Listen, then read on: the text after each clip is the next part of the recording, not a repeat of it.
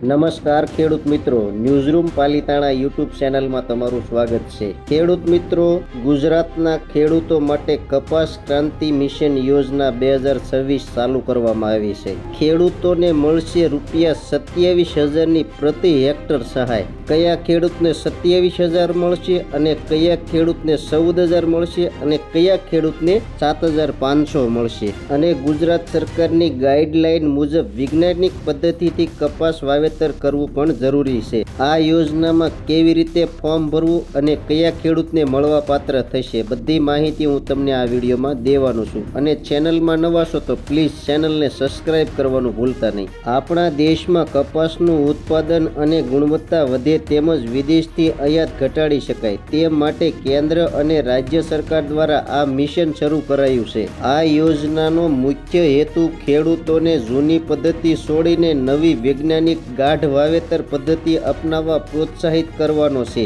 જેથી ખેતીનો ખર્ચ ઘટે અને નફો વધે।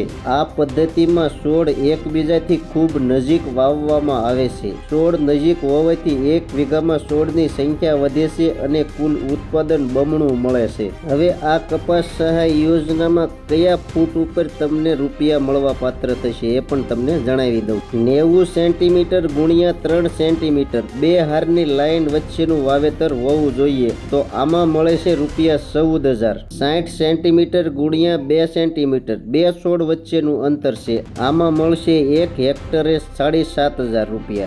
મહત્તમ મર્યાદા એક ખેડૂતને એક વર્ષમાં વધુમાં વધુ 2 હેક્ટર આશરે 12.5 વીઘા જમીન સુધી સહાય મળી શકશે। માન્ય બિયારણ સરકાર દ્વારા માન્ય અથવા પ્રમાણિત કપાસની જાતો તેમજ મંજૂર બીટી કપાસનું બિયારણ વાવેતર કરેલું હોવું જોઈએ। ખેડૂત મિત્રો, લાભાર્થી ખેડૂતને પોતાનું ફાર્મર રજિસ્ટર કરાવેલું હોવું અનિવાર્ય છે। પાત્રતા ચાલુ સિઝનમાં નક્કી કરેલા અંતરે વાવેતર કર્યું છે અથવા કરવાના છે તે તમામ ખેડૂતો આ સહાય માટે પાત્ર ગણાશે।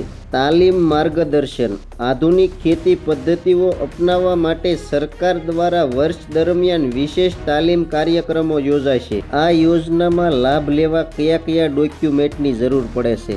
આધાર કાર્ડ સાથે લિંક થયેલો મોબાઈલ નંબર, નવા 7/12 અને 8 આના ઉતારા, બેંક પાસબુક અથવા કેન્સલ ચેક, જાતિ પ્રમાણપત્ર જો લાગુ પડતું હોય તો।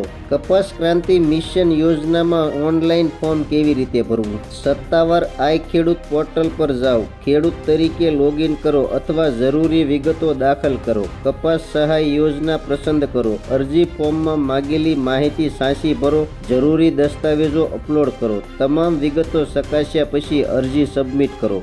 અરજીની રસીદ અથવા સ્વીકૃતિની નકલ ભવિષ્ય માટે સાચવી રાખો। ખેડૂત મિત્રો, કપાસ ક્રાંતિ મિશન યોજનામાં લાભ લેવા માટે આગળ આપેલી માહિતી તમને સંપૂર્ણ રીતે સમજાઈ ગઈ છે, તો માહિતી કેવી લાગી કોમેન્ટ બોક્સમાં કોમેન્ટ કરજો। ચેનલમાં નવા છો તો સબસ્ક્રાઇબ કરજો। હવે મળશું એક નવી માહિતી સાથે, ત્યાં સુધી બધાને જય જવાન, જય કિસાન, ભારત માતા કી જય।